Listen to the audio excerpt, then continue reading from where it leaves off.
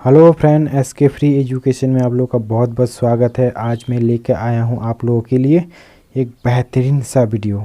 ठीक है, आज मैं लेके आया हूं आप लोगों के रेलवे का क्वेश्चन। ठीक है, रेलवे जो लगातार पूछे जाते हैं, ये कोई क्वेश्चन इधर उधर का नहीं है। ठीक है, कि रेलवे का उठा के लाया हूँ और ये सारे के सारे क्वेश्चन जो है 2008 में पूछा गया था रेलवे में। आप लोगों के पास अगर क्वेश्चन होगा तो देख लीजिएगा चेक करके। 2008 में सारा का सारा क्वेश्चन पूछा गया है और यही क्वेश्चन जो है ना लगातार घुमा घुमा के बार बार पूछा जाता है, इसीलिए ये क्वेश्चन को उठा के लाया हूँ मैं आप लोगों के लिए। ठीक है, तो अगर वीडियो पसंद आए ना तो चैनल को लाइक कमेंट सब्सक्राइब कर लेना। ठीक है, ताकि हम जो वीडियो लाए आप लोगों के लिए आप तक आसानी से पहुंच सके, आपको नोटिफिकेशन मिल जाए उसके लिए। ठीक है, तो देर ना करते हुए शुरू करते हैं क्वेश्चन। तो आज का पहला क्वेश्चन हो गया, गोल क्रांति किससे संबंधित है? तो आपको आंसर देना, गोल क्रांति जो है आलू से संबंधित है, आलू उत्पादन से संबंधित है। ठीक है, तो इसी तरह का और भी कुछ क्वेश्चन आता है। ठीक है, तो यहाँ पे तो हम लिखे नहीं है, लेकिन हम आपको बता देते हैं ताकि आपको अगर कहीं पे किसी एग्ज़ाम में पूछे तो आपको कोई दिक्कत नहीं होना चाहिए। ठीक है, तो देखिए पहला नंबर में आता है गोल क्रांति आलू से संबंधित। ठीक है, हरित क्रांति अनाज उत्पादन से संबंधित, याद रख लीजिए। श्वेत क्रांति दूध उत्पादन से संबंधित, याद रहेगा। ये श्वेत क्रांति है, श्वेत मतलब दूध होता है, तो दूध क्रांति से संबंधित है। ठीक है, नीली क्रांति, नीली क्रांति किससे संबंधित है? मत्स्य पालन से। भूरी क्रांति किससे संबंधित है?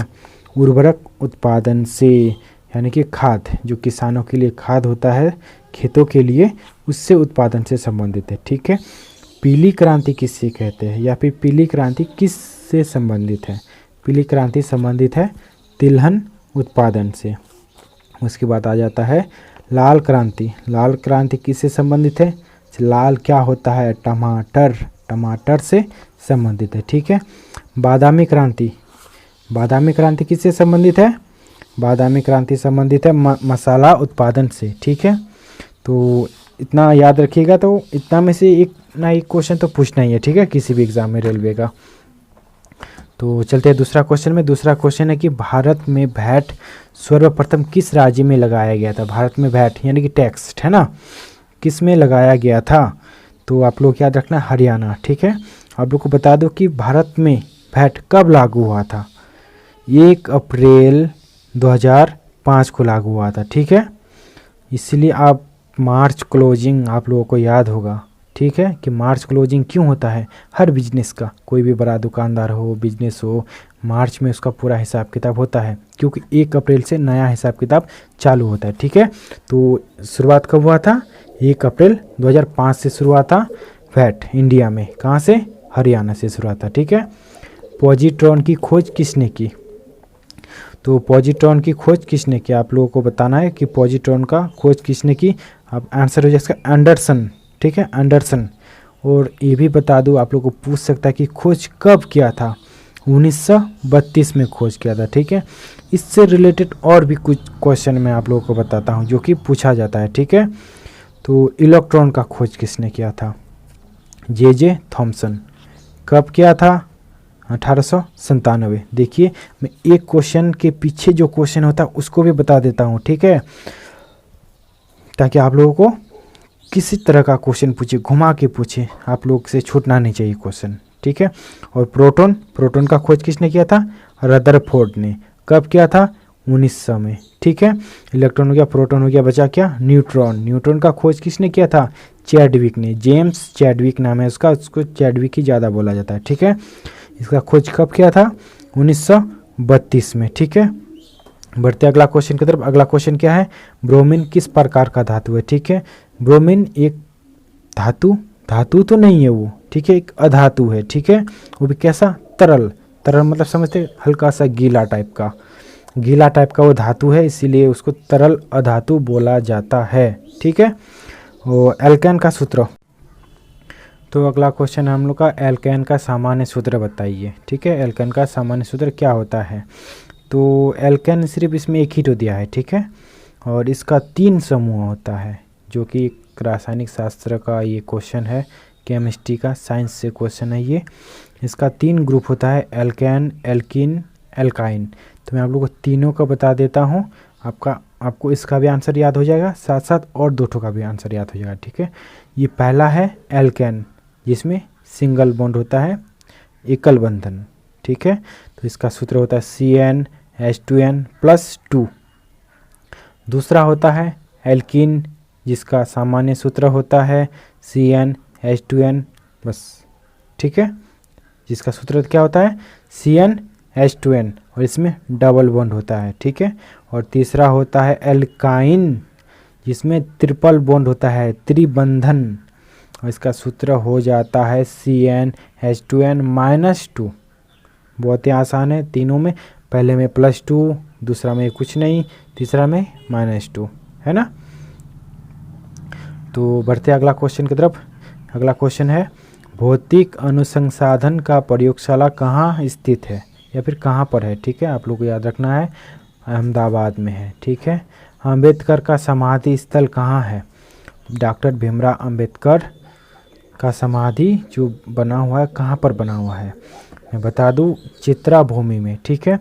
चैत्य भूमि भी इसको बोला जाता है, इसका 2 नाम है, चित्रा भूमि और चैत्य भूमि। आप लोगों को क्वेश्चन में दिक्कत ना हो इसलिए दोनों नाम याद रख लीजिएगा, चैत्य भूमि और चित्रा भूमि। ये कहाँ पर है? ये मुंबई में है, ठीक है, याद रखिएगा। भारत का मुंबई शहर में ये समाधि है इसका, ठीक है। और डॉक्टर भीमराव अंबेडकर जो था ना, वो भारतीय संविधान का स्थायी अध्यक्ष था, याद रखिए, बहुत इम्पोर्टेंट सवाल है। भारतीय जो संविधान लागू हुआ था, संविधान जो बना था ना, तो उसका स्थायी अध्यक्ष था ये डॉक्टर भीमराव अंबेडकर। तो हो गया, बढ़ते हैं अगला क्वेश्चन की तरफ। अगला क्वेश्चन है क्वेश्चन नंबर 8, संयुक्त राष्ट्र संघ का कुंजी किसे कहा जाता है, ठीक है, तो सुरक्षा परिषद को। तो अगला क्वेश्चन हम लोग का, रोल्ड गोल्ड किसे कहा जाता है, ठीक है, रोल गोल्ड किसे कहा जाता है? तांबा और एल्युमिनियम को मिला के जो धातु बनता है वो तो मिश्र धातु कहेंगे, है ना। तांबा और एल्युमिनियम को मिला के एक धातु बनाया जाता है, वो मिश्र धातु बन जाता है, ठीक है, 2 धातुओं से मिलता है इसलिए मिश्र धातु। उसी मिश्र धातु को रोल्ड गोल्ड कहा जाता है, याद रखिएगा, ठीक है। क्वेश्चन नंबर 10, भारतीय रेल का राष्ट्रीयकरण कब हुआ था? 1950 को। बहुत ही आसान क्वेश्चन है, याद रख लीजिएगा। आर्थिक नियोजन का विषय किस सूची से है? समवर्ती सूची, बहुत बार आप पूछा जा चुका है क्वेश्चन, ठीक है। जब मैं एग्ज़ाम में बैठा था तब मुझे भी ये वाला क्वेश्चन पूछा गया था। बैटरी का घन ध्रुव को क्या कहा जाता है? एनोड, याद रखिएगा, एनोड। बैटरी में 2 ध्रुव होता है, हम लोग अपना भाषा में बोलते हैं, एक लाल एक काला, है ना। जो एक प्लस होता है एक माइनस होता है ना। जो प्लस वाला भाग होता है उसको एनोड बोला जाता है, घन ध्रुव को एनोड, और ऋण ध्रुव जो माइनस वाला भाग होता है उसे कैथोड बोला जाता है, ठीक है, कैथोड एनोड, याद रखिएगा।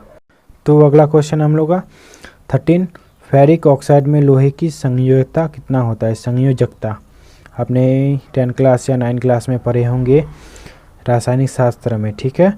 आप लोग इलेक्ट्रॉन को बांटे भी होंगे कक्षा में, पहला कक्षा में 2 इलेक्ट्रॉन, दूसरा कक्षा में 8 इलेक्ट्रॉन, तीसरा में फिर 32 इलेक्ट्रॉन, इस तरह से, ठीक है। जो लास्ट कक्षा में जो इलेक्ट्रॉन पड़ता है ना या बच जाता है उसी को संयोजकता कहा जाता है, ठीक है। तो आप लोग को याद रखना कि फेरिक ऑक्साइड में लोहे की जो संयोजकता होता है वो +3 होता है, ठीक है। वायुकम सत्याग्रह कहाँ चलाया गया था? वायुकम सत्याग्रह भारत में केरल राज्य में चलाया गया था, ठीक है। भौगोलिक कल्प के अनुसार सबसे पुराना पर्वत कौन सा है? आपको याद रखना है, सबसे पुराना पर्वत है आरावली। ये पर्वत का नाम है आरावली। कहाँ पर है? ये राजस्थान में है, ठीक है, राजस्थान जयपुर में है। मैकमोहन रेखा की सीमा कहाँ स्थित है? बहुत ही VVI क्वेश्चन और इम्पोर्टेंट और जानकारी वाला क्वेश्चन है, ठीक है। मैकमोहन रेखा जो भारत और चीन के बीच जो रेखा है ना, उसी को मैकमोहन रेखा कहा जाता है, ठीक है। भारत और चीन का युद्ध हुआ था एक ठो, ठीक है। उस युद्ध का नाम तो आपको इसमें नहीं बताऊंगा, उसके लिए एक अलग सा वीडियो बनाऊंगा, तो आप रख लीजिए। 1962 में जो है ना इन दोनों के बीच युद्ध हुआ था, ठीक है। तब से ये अलग हो गया था और बीच में जो एक रेखा बना लिया गया, जिस रेखा का नाम है मैकमोहन रेखा। हम लोग अपना भाषा में इसको बॉर्डर भी बोल सकते हैं कि भारत और चीन के बॉर्डर का नाम है मैकमोहन रेखा, मैकमोहन बॉर्डर। ठीक है, कब लागू हुआ था ये रेखा, कब बना था? 1962 में बना था। ठीक है, और बनाने वाले का नाम बहुत ही आसानी से याद रहेगा, मैकमोहन था उसका नाम। ठीक है, जो ये रेखा बनाया है उसका नाम था मैकमोहन। ठीक है, तो उसी के नाम से उस बॉर्डर का नाम दे दिया गया, मैकमोहन रेखा। इसके अलावा और एक रेखा है जो भारत से जुड़ा हुआ है। ठीक है, भारत और पाकिस्तान, ये मैं क्वेश्चन में नहीं दिया हूँ लेकिन बता देता हूँ ताकि आप लोगों को इसका जानकारी हो, एग्ज़ाम में अगर पूछ दे तो छूटे ना। ठीक है, भारत और पाकिस्तान के बीच जो रेखा है उसका नाम है रेड क्लिफ रेखा। ठीक है, तो कोई तो कारण होगा तो बीच में रेखा बनाया गया है। ठीक है, तो 15 अगस्त 1947 को भारत और पाकिस्तान के बीच तो कुछ नहीं हुआ था। ठीक है, 15 अगस्त 1947 को भारत आज़ाद हुआ था। ठीक है, तो 2 दिन बाद ठीक उन्होंने मांग की कि हम लोगों को एक अलग राज्य, अलग देश चाहिए। तो 2 दिन के बाद यानी कि 17 अगस्त 1947 को ये बॉर्डर बना था। कौन सा? भारत और पाकिस्तान के बीच। भारत और पाकिस्तान के बीच एक बॉर्डर बना था। कब? 17 अगस्त 1947। उस रेखा का नाम है रेड क्लिफ रेखा। ठीक है, और बनाने वाले का नाम क्या? रेड क्लिफ नाम था उसका, याद रहेगा आसानी से। भारत और पाकिस्तान के बीच रेखा का नाम रेड क्लिफ रेखा। कब बना था? 17 अगस्त 1947 को बना था। बनाने वाले का नाम रेड क्लिफ। ठीक है, अगला क्वेश्चन 17। वर्ष 1976 के आपातकाल की घोषणा के समय भारत का राष्ट्रपति कौन था? 1976 में कौन था राष्ट्रपति? अरे ये सवाल आप याद रखते हैं उसके लिस्ट के अनुसार कि कब, कौन सा साल में कौन सा राष्ट्रपति था, तो ये सवाल आपको आराम से याद रहेगा। ठीक है, फखरुद्दीन अली अहमद, इसको याद रखिएगा। चीन ने भारत पर कब आक्रमण किया था? देखो ये पहला क्वेश्चन जो हम बता दिए कि रेट के उनके बीच कौन सा रेखा था? मैकमोहन रेखा। ठीक है, मैकमोहन रेखा कब बना था? 1962 में। क्यों बना था? चीन ने भारत पर आक्रमण किया था। कब? 1962 में। ठीक है, इसलिए रेखा बना था। चंद्रगुप्त मौर्य ने अपने जीवन का अंतिम समय में किस धर्म का दीक्षा ली थी? बहुत ही इम्पोर्टेंट क्वेश्चन है। चंद्रगुप्त ने अपना अंतिम समय में, जब वो मरने वाला था या फिर जब बहुत बुरा हो चुका था, ठीक है, तो जैन धर्म में प्रवेश किया था वो। ठीक है, जैन धर्म का दीक्षा लिया था वो, अपना धर्म को छोड़ के जैन धर्म में चले गया था। ठीक है, मीन राशि का संकेत क्या है? ये आप लोग बहुत आसानी से सवाल है, बहुत आसानी से मिल भी जाता है। ठीक है, राशि का संकेत बताना है कि सिंह राशि का संकेत क्या है, मीन राशि का संकेत क्या है, और बहुत सारा राशि होता है, आपको उसका सिर्फ फोटो से भी याद रखना है। जैसे मीन राशि का संकेत क्या है? फोटो, मछली। ठीक है, तो याद रख लीजिएगा। तो दोस्तों आज का वीडियो यहीं तक।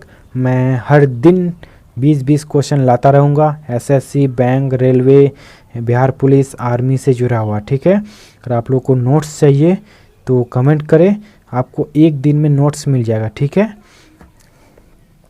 तो वीडियो पसंद आए तो चैनल को लाइक, कमेंट, सब्सक्राइब कर लेना। ठीक है, और साथ में बेल आइकन को ऑल कर लेना ताकि हमारे द्वारा बनाए गए वीडियो आप तक पहुंच सके, आपको आसानी से मिल जाए। ठीक है, तो मिलते हैं फिर अगले वीडियो में फिर से 20 क्वेश्चन लेके, और इसमें हम लोग का क्लास 10 का जो है ना सारा पूरा का पूरा सिलेबस दिया जाएगा। ठीक है, तो मिलते हैं अगला वीडियो में फिर से 20 क्वेश्चन लेके, इम्पोर्टेंट सा क्वेश्चन जो कि 2009 का रहेगा। ठीक है, आप 2008 से लेके 2017 या 2020 तक का क्वेश्चन कवर कर लीजिए, आपको कोई नहीं रोक सकता रेलवे निकालने से। ठीक है, तो ठीक है, ओके।